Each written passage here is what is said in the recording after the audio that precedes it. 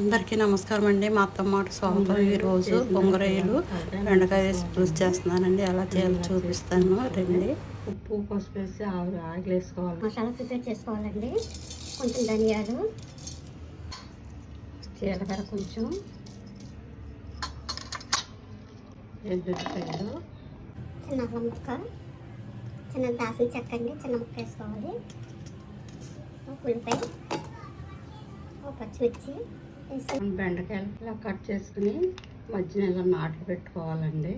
నాట్లు పెట్టుకుంటే పులుసు లోనికి వెళ్ళి చాలా బాగుంటుందండి బెండకాయ.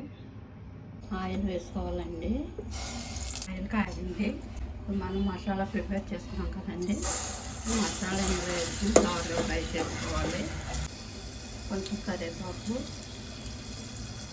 పచ్చిమిర్చి ఇలా సన్నగా కట్ చేసుకుని పచ్చిమిర్చి వేసుకుని బాగా ఫ్రై చేసుకోవాలండి. రొయ్యలు ఇందులో వేసుకోవాలండి. కూడా కొంచెం ఫ్రై చేసుకోవాలి ఆయిల్లో. ఇవ్వండి కొంచెం పసుపు,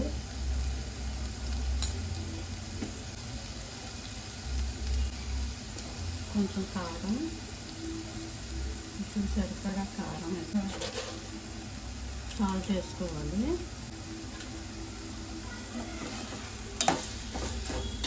ఇంకా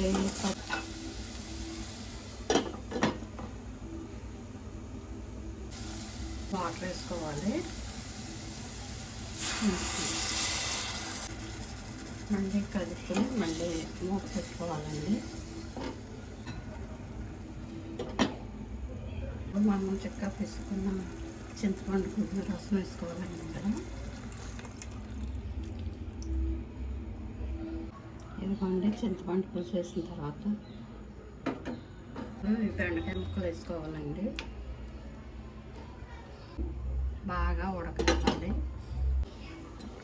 ఇదిగోండి బెండకాయ కూడా తక్కువ ఉడికింది.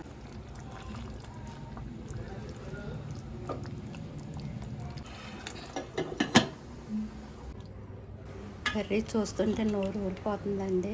చాలా అంటే చాలా బాగుంది. ఒకసారి ట్రై చేసి చూడండి.